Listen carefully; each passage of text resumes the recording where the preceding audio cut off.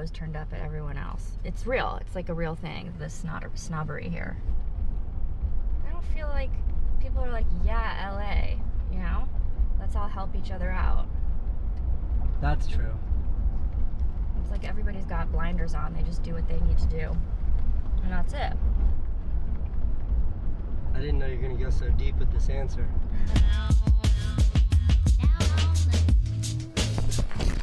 I bought the kids this trampoline off of Amazon. It cost $400. So far I can do a backflip.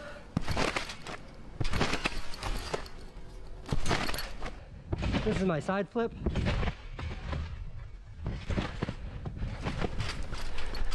And I'm working on the full.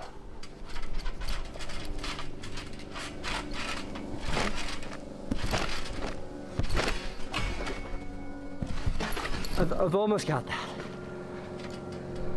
Go! Good job! Mommy, come on. Come on, Mommy, come on.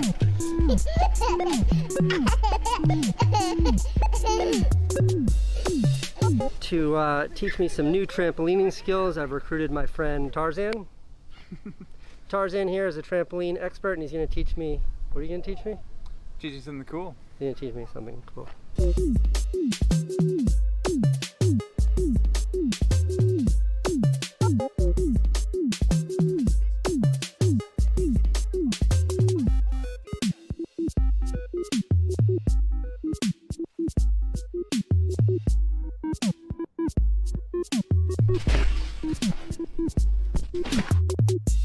Tarzan, what are you going to teach me?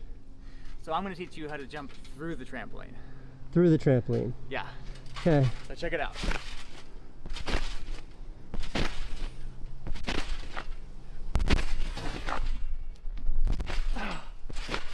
All right, you got it? Nah. Candace can go pretty harsh on LA. I understand where she's coming from, and you know, I've lived in a lot of places, and everywhere I've lived has both its virtues and its failings, and Los Angeles is no different. But you know, like I spent today going to the supermarket with my wife, like doing mundane errands and like playing with my kids at home, and then I went to the beach with some friends. And you know, for somebody who spent 20 years embracing the workaholic fueled energy of New York City, like where every single day was just a work day, that's a pretty dramatic shift of priorities. And I think it's a good thing. And I attribute being able to do that to this place. And as much as Candace likes to rag on this place, there is a lot that I know she likes about it. And for those other times,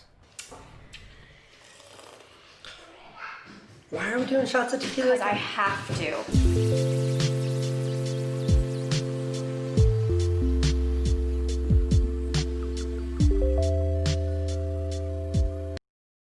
Alrighty, so let's talk about procrastination. Next week. Let's do it next week, because honestly, that's just going to be better for my schedule. I'm just a little bit busy right now. Things. This one? This one? This one? This one? This one? This one? No. This one? Varying intensities that I've been working on. Like this one.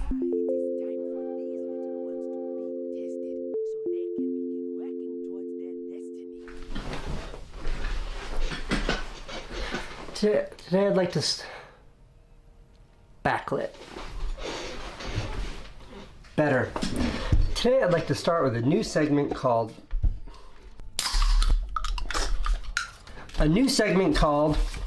Casey's Movie Club, or I just saw this on Netflix and I'm thinking about it, so I'm going to talk about it because I have the attention span of a squirrel and I can only focus on whatever is in my brain at this exact moment. Or we could just stick with Casey's Movie Club. So I watch movies while I work out. Let me explain that. Because of COVID, all the gyms are closed, and to be honest with you, even if they weren't closed, I'm not sure I'd want to go to a gym right now anyway. So I built a home gym. See, I ordered all this equipment off of Amazon. Some of it I use, some of it just looks nice on the wall. And basically I have a room now in my house where I go to, I set up the weight bench, I pick out my weights, I sit down, and then I watch TV for like 2 hours a day.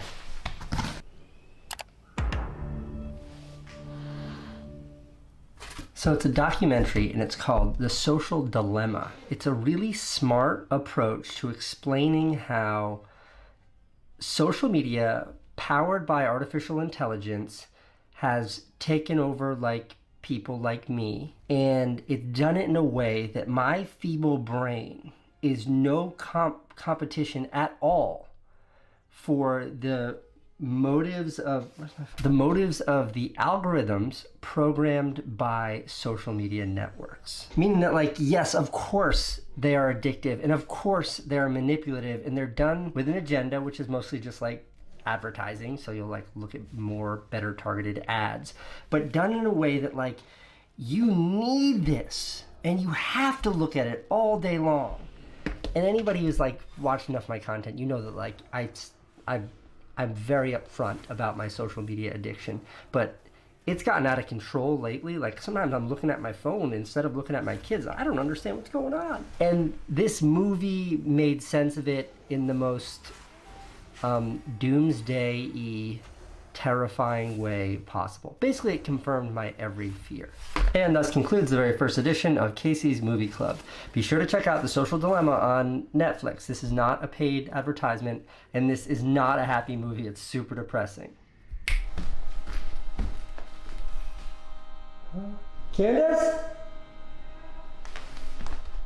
Hey, have you watched The Social Dilemma on Netflix? It's a good movie. What are you doing? Tired. Come on, wake up, hang out with me. I don't have anybody to hang out with. I'm tired. Let's go get coffee or something. Want to get a snack?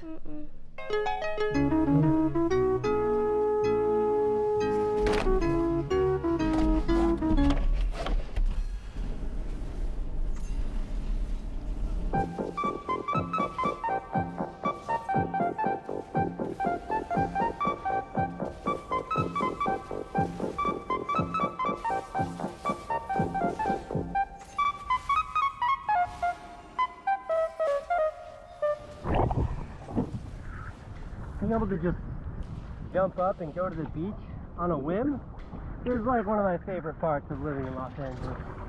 We got some waves today.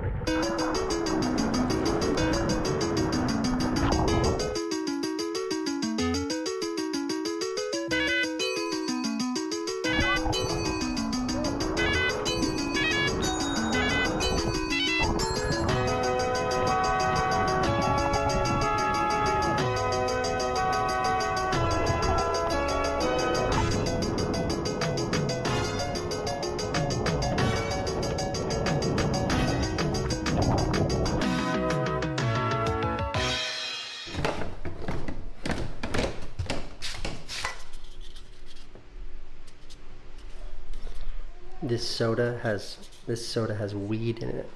And when I find these cans laying around the house, it means Candace has been getting into her weed soda.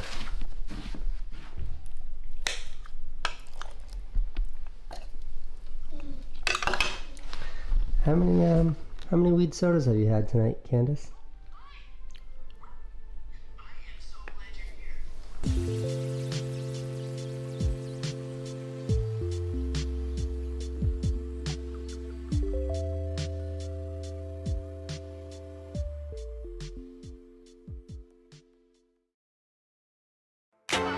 Monitor and it was next to me and the 8 Senna. No matter what perspective, let's see if I can actually get some good times in this demo while the lasers fire into the sky distracting me.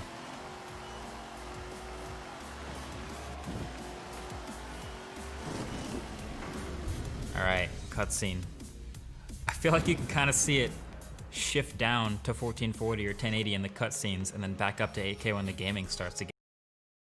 Hey, Blue, thread the needle with I'm loving this. I would be, if I had this set up at home, I would never stop playing this at 8K. Has the GPU struggled yet? Okay, now we're down to 50 FPS, right? 96%. But like when there's that much stuff happening on the screen at once, I'm kind of not shocked. You're pushing a lot of pixels. 30 plus megapixels for every single frame. A lot of wind. Looks like I'm the only one left.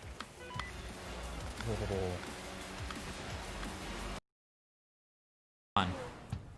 I'm telling you, you can tell when it switches from the pre-rendered. The driving game, obviously higher refresh rate, but gaming is like full immersion. You need the detail also.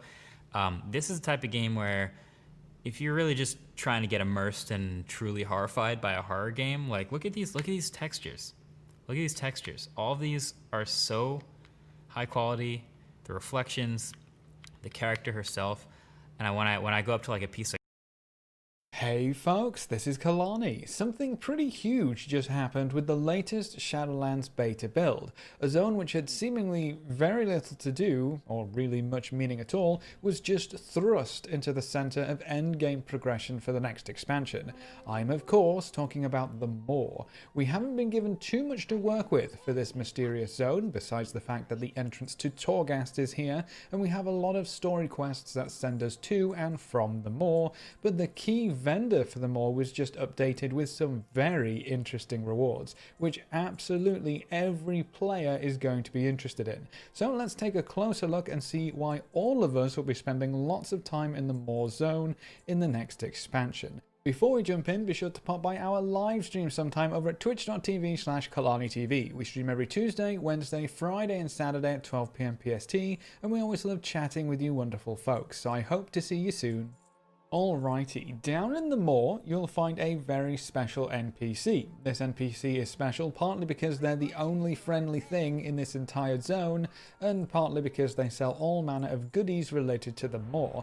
Let's talk about some of the big ones first, and then we can talk about the other random bits and bobs they sell later on. So the big one is going to be the item that allows you to put a socket on a piece of gear of your choice. It's called the Spatial Realignment Apparatus, and it will cost you 2,500 Stygia.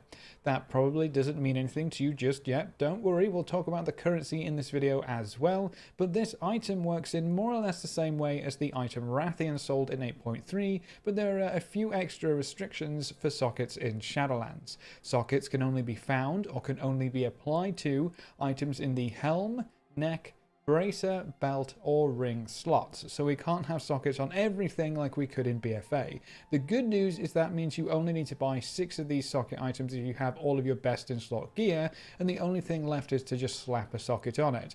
That's fine, you only need 6. That shouldn't take too long overall.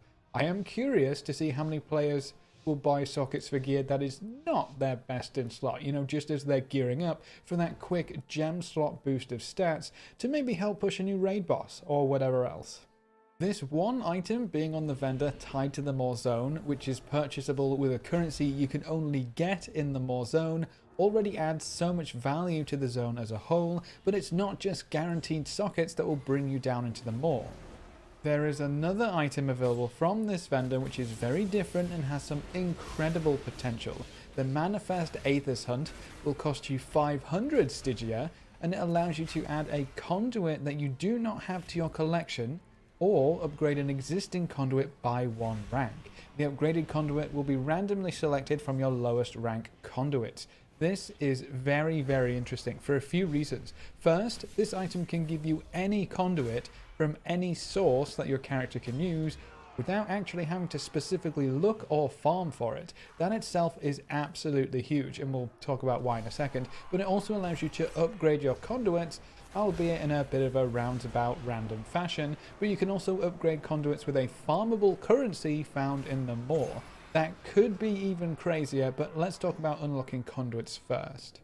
If you're not too sure where conduits come from, they're kind of like essences from Battle for Azeroth. But the key vendor for the Maw was just updated with some very interesting rewards, which absolutely every player is going to be interested in. So let's take a closer look and see why all of us will be spending lots of time in the Maw zone in the next expansion. Before we jump in, be sure to pop by our live stream sometime over at twitch.tv/KalaniTV. We stream every Tuesday, Wednesday, Friday and Saturday at 12 PM PST, and we always love chatting with you wonderful folks, so I hope to see you soon. Alrighty, down in the moor, you'll find a very special NPC. This NPC is special partly because they're the only friendly thing in this entire zone, and partly because they sell all manner of goodies related to the moor. Let's talk about some of the big ones first, and then we can talk about the other random bits and bobs they sell later on. So the big, much meaning at all, was just thrust into... So basically, every day, Ross would swim 12 hours and he would consume 15,000 calories.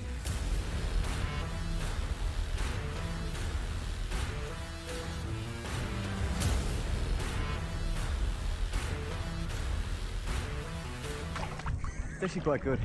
What's going on, guys? It's Zach Perner here, and today is a day in the life of Ross Edgley. Now, so many people have requested this video.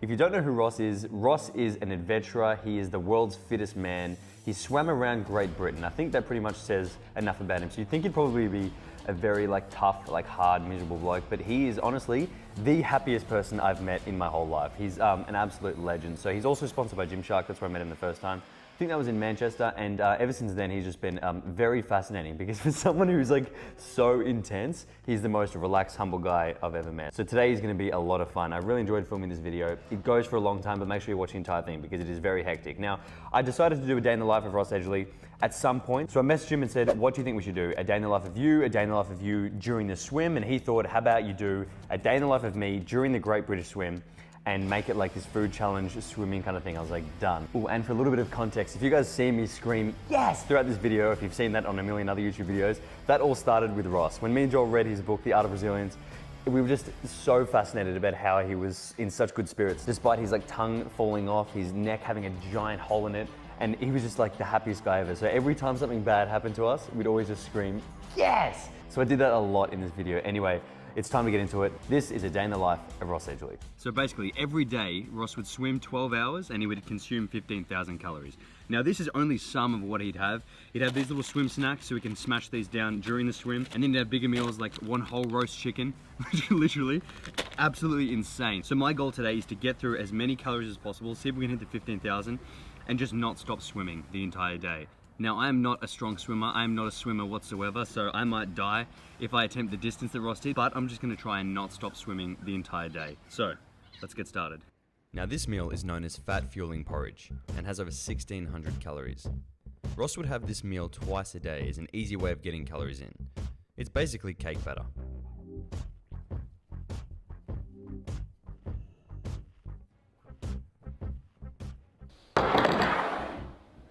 Okay, so meal one before the swim. I figured I didn't want to go do fasted cardio like my last swim because that just ruined me, so I'll get something down the hatch, but this is so thick. This is the biggest bowl of oats I've ever seen in my whole life. Hey, it actually smells great though. That is literally as sickening and as strong as it looks. Pure chocolate, it tastes like chocolate peanut butter cake batter. I'm not complaining yet, but alright, that is a big bowl. So we're doing things a little bit differently today. He would have this a couple of times a day, and being on the boat out at sea, there is no breakfast, lunch, dinner type thing.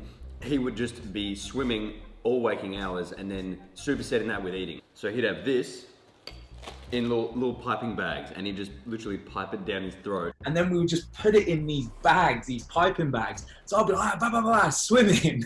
Then have me a piping bag, and then you just pipe it into your face whilst treading water. But because I do have the luxury of being able to eat on land, I'm gonna do that and adapt it a little bit more to a breakfast, lunch and dinner type thing. So we will use the bags when we need to fit the calories in, but I'm gonna try and enjoy, if I can, my first meal on land.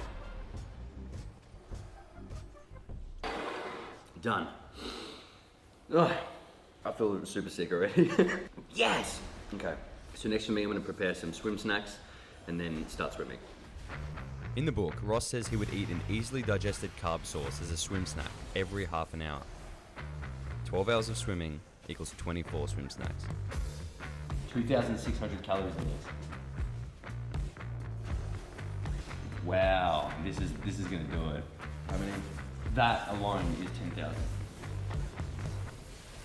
I'm just getting this down.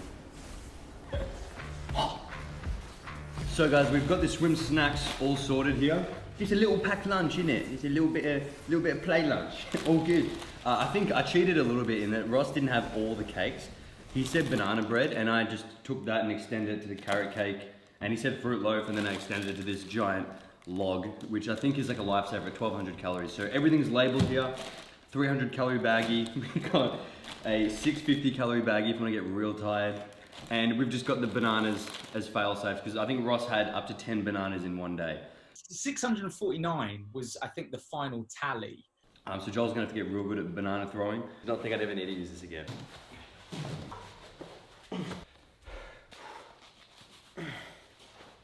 Oh God. Just lubing up my neck. You know, so just lube it up as well. If lube doesn't work, you might need to bust out the duct tape.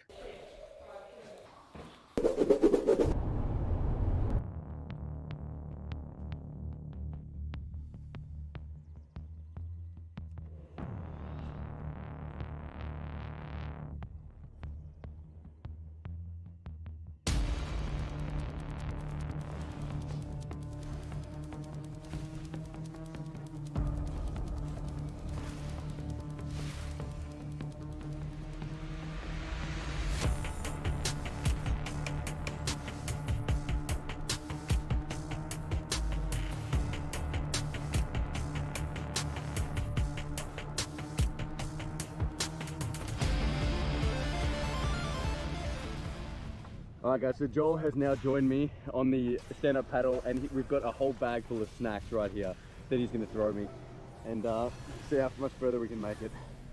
And I reckon he's going to fall, 100%. It looks so, I can't do that, it looks so dodgy. Or he's going to hit me with the board, either one. Or. Or. Okay, let's continue. Whew.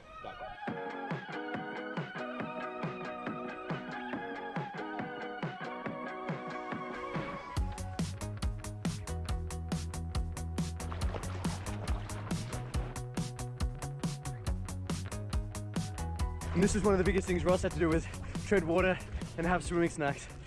Joel said so. I'm already drowning. You can barely fucking swim as it is, don't I know, I'm gonna die eating a carrot cake and treading water. Okay, this is 650 calories. Oh, this is gonna be a bit more shallow. It's consistent. Huh? Look at you, like a jellyfish. Actual jellyfish. Oh shit! I'm laughing at it. Like, if you master the art of the treading water swimming piping bag, it all hinges on that, if I'm honest. I told you I can't tread water. I can't tread water. Look at the jellyfish. Fuck off! Fuck off! No! Stop! That is good. Oh.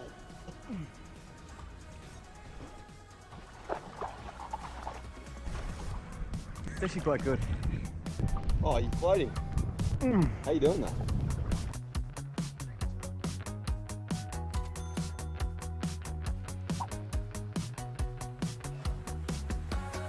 Eating banana bread in the water. Yeah, that's great.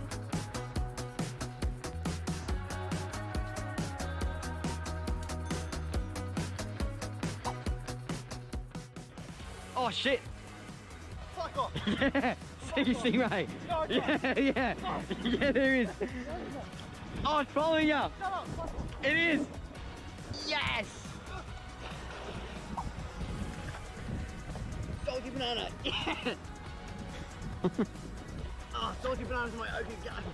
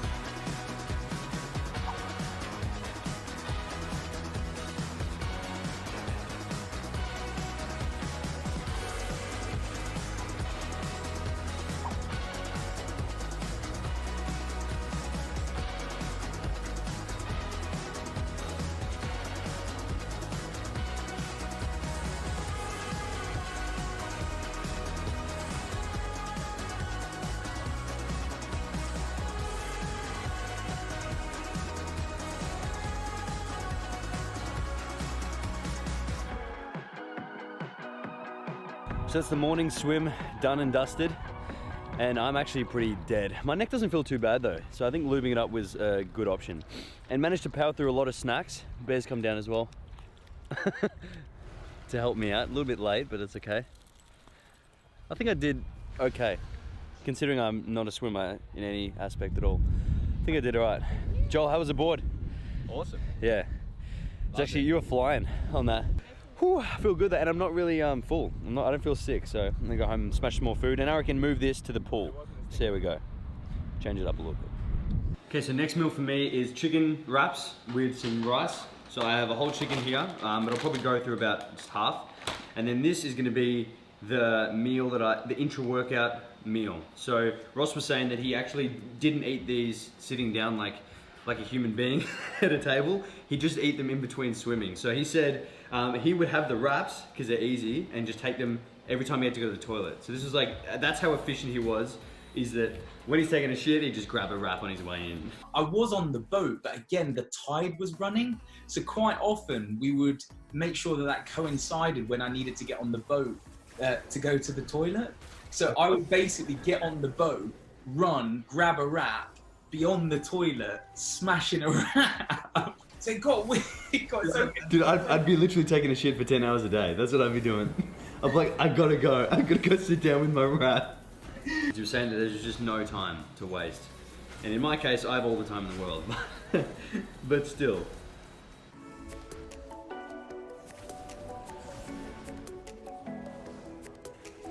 A little bit of salt. Bit of salt, bit of salt, bit of salt. Bit of salt, bit of salt, bit more salt. The power of salt compels you. That's a new one. Done. I'm gonna have a taste. But I can't cheat, so I'm gonna have to eat these like Ross did on the toilet.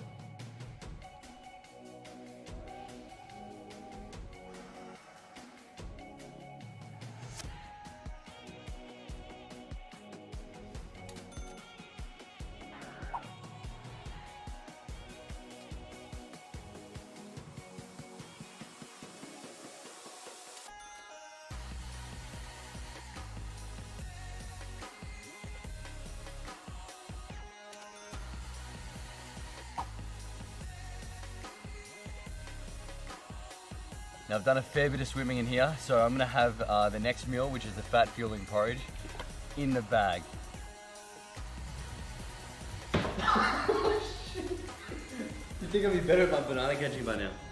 Oh, good.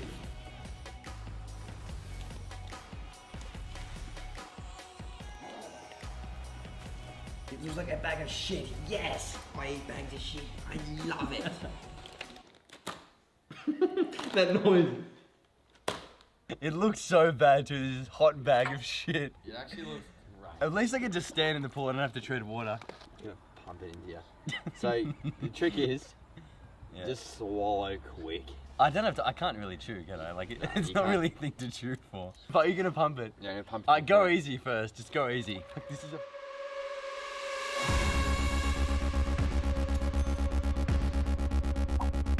You're getting it, hang on. Oh my god. I'm swallowing all those blueberries and that, you know? There's blueberries that I didn't even think. Okay, you ready? Yeah.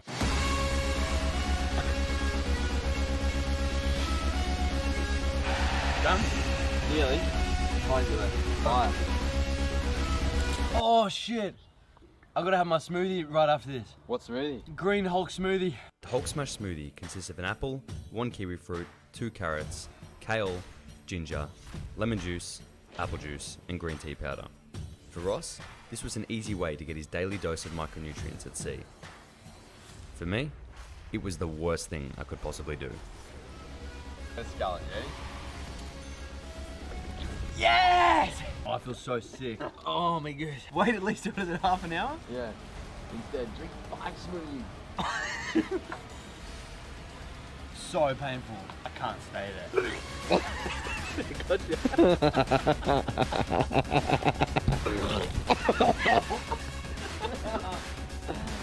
Yes! Oh. I didn't Why are you vomiting? Just looking at it, it's disgusting. That's a whole blueberry. Cheerfulness in the face of adversity. That made me feel so sick. There's probably only one thing we can do now. Get some banana throws. Yeah. And then sometimes you might be like, look, I can't do any more, my stomach.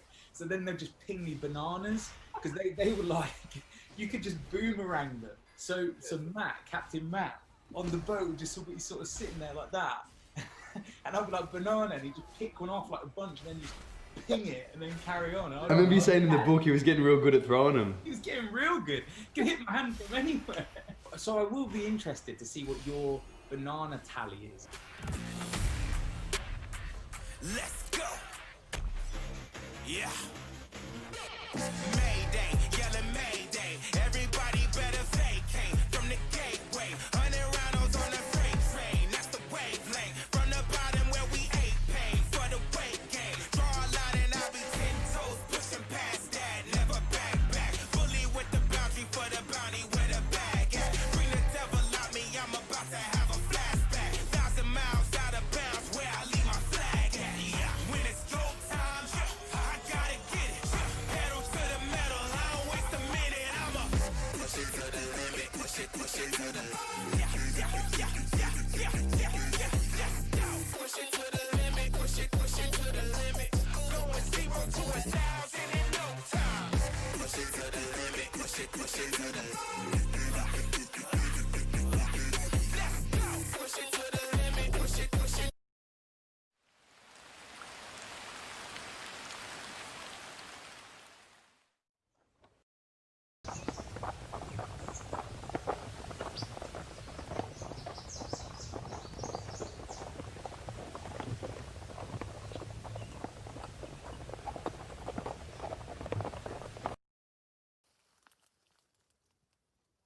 Hey friend, I just wanted to remind you that till the end of the month, I'm giving away a shirt every day on Instagram to raise awareness about our Make Stuff grants.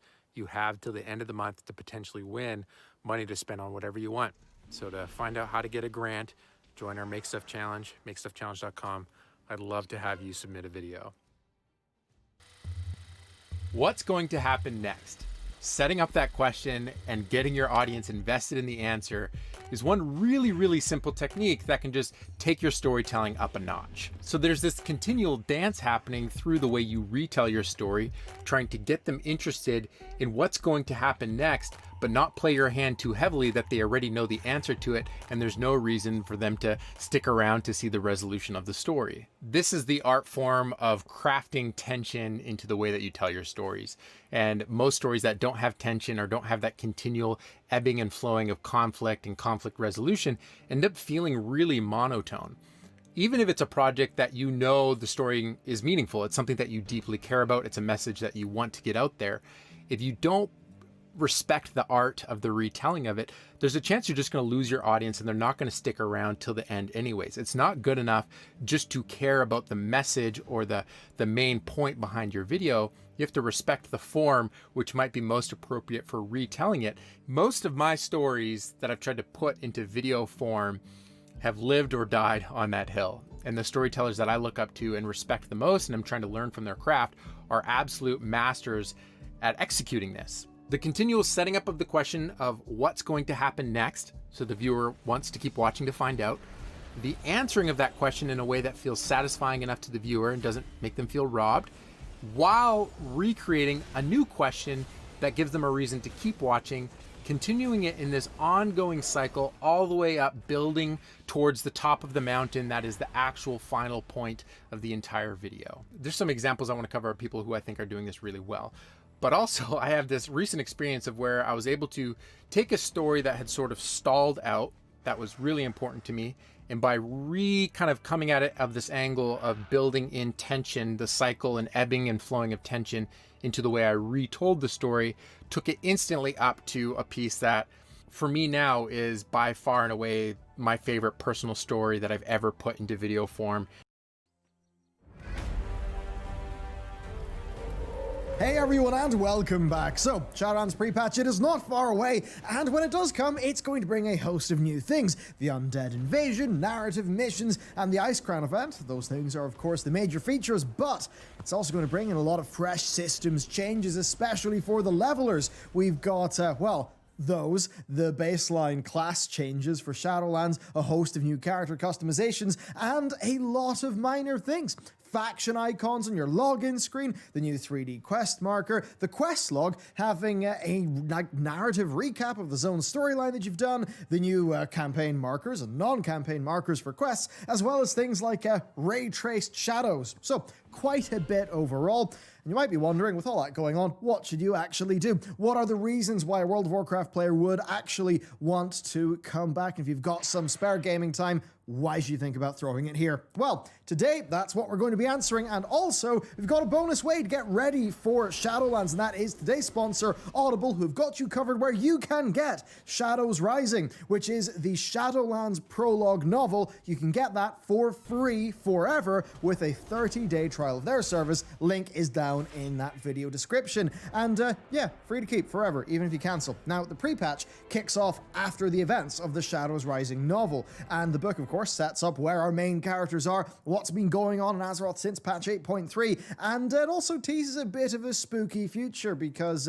yes, Blizzard mandated that the author included a real spicy scene with Anduin, so there's some big stuff there. It's a blast to read, or listen in this case, and you get it free to keep with a 30-day trial of Audible at that link down below. And with that said, let's get into the reasons why you should play pre-patch.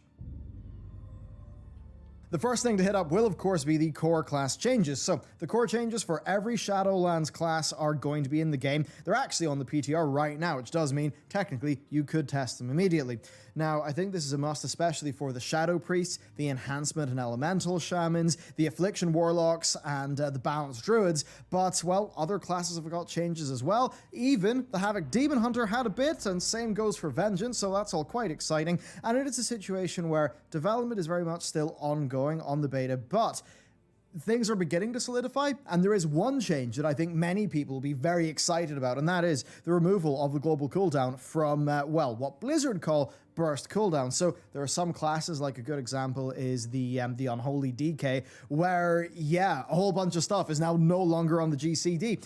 And that does mean that your classes are going to be feeling a hell of a lot better than they did throughout BFA, which I think in itself is one thing to do, especially as we're all testing out the classes and trying to work out just what the hell do we actually want to main. Alright, next reason, super simple. You can experience a unique event. The last time the Blizzard did a Scourge invasion was 2008. That was quite a while ago.